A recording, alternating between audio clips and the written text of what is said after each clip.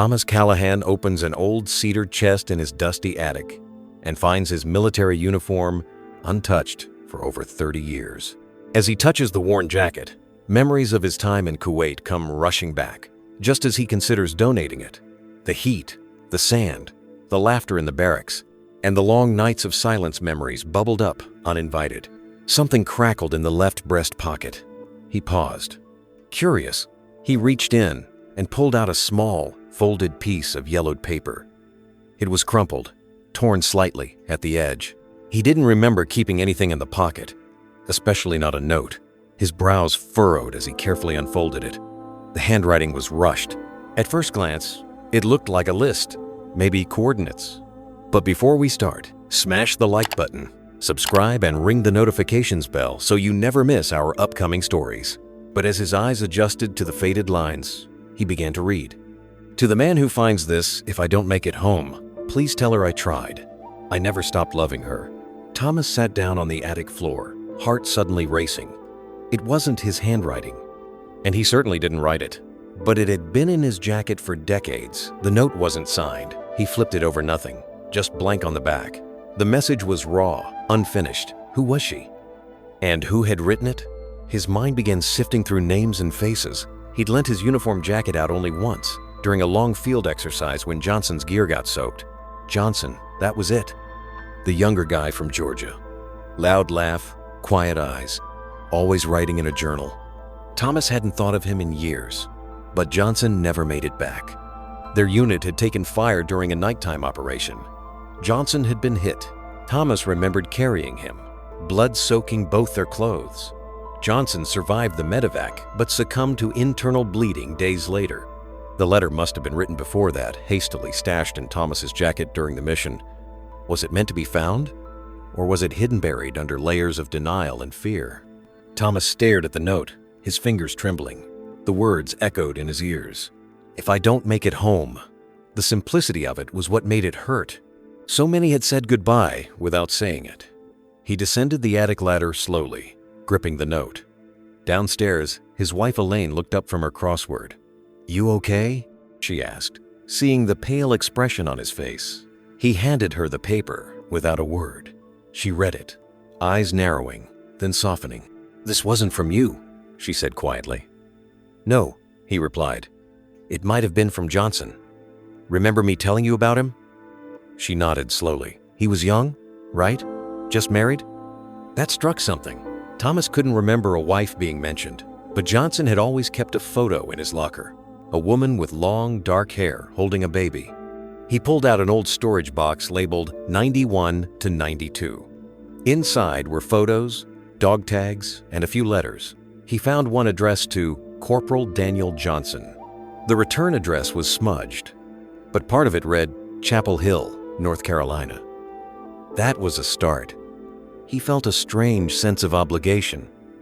Thomas had lived with survivors' guilt for years, even if he never admitted it aloud. Johnson's death had been just one in a long list, but the note brought it crashing back. This wasn't just about memory anymore. It was about closure. Maybe for Johnson. Maybe for someone still waiting. With Elaine's help, Thomas searched online. An obituary surfaced. Daniel Keith Johnson passed away December 1991. Survived by wife, Marianne, and daughter, Lila. No photos, no details. He looked up Marianne Johnson in North Carolina. There were 3 listed. He dialed the first number and got a disconnected tone. The second one answered after the third ring. A woman's voice, hesitant. Hello? Thomas cleared his throat. Hi, I'm sorry to bother you. My name is Thomas Callahan. I served with Daniel Johnson. Is this Marianne Johnson? A pause. Then, softly. It is. You knew Daniel? Thomas explained everything. The jacket, the attic, the note. There was silence on the other end for a long while. He could hear her breathing. Then she whispered, I always thought maybe he had something left to say, but they never found anything. Nothing came back with his things. Just the flag. I think the note was meant for you, Thomas said gently. I'd like to send it to you. She didn't reply at first. Then came a quiet sob. Please. I would like that very much. He took her address, carefully writing it on an envelope. He promised to send it the next morning. That night, Thomas couldn't sleep. He sat at the kitchen table, the note resting between his hands. He wondered if Johnson knew it would end that way, if he had written the note knowing it might never be read. Or maybe, deep down, he hoped someone would find it, someone who would care enough to follow through. The next morning, Thomas tucked the note into a padded envelope. Elaine had added a small photo of the unit, with Daniel in the middle, arms crossed, smiling. It felt right. He mailed it with a lump in his throat, not expecting to hear anything more. Closure wasn't about replies. It was about doing what you could. 2 weeks passed. Then a letter came in the mail. The return address was Chapel Hill. Thomas hesitated before opening it. Inside was a card, handwritten. Marianne's penmanship was elegant, practiced. "Dear Mr. Callahan," it read. "I don't know how to thank you. I read the note over and over. It's the goodbye I never got." She went on to describe how, for 30 years, she'd wondered what Daniel's final thoughts were. "Now I know," she wrote. "He was thinking of us, of me, of Lila. He never stopped loving us, and I never stopped loving him." Thomas blinked back tears. He hadn't expected it to hit so hard. She included a photo of Lila, now grown, a teacher with 2 kids of her own. "She looks just like him," Marianne wrote. "Same smile, same eyes. She always asked about her father. Now I have something real to give her, because of you." Thomas read the card twice, then passed it to Elaine. They sat in silence, letting the words settle.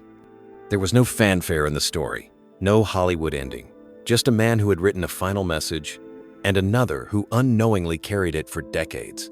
And somehow, it had reached the person it was always meant for. Later that evening, Thomas pulled his old journal from a drawer.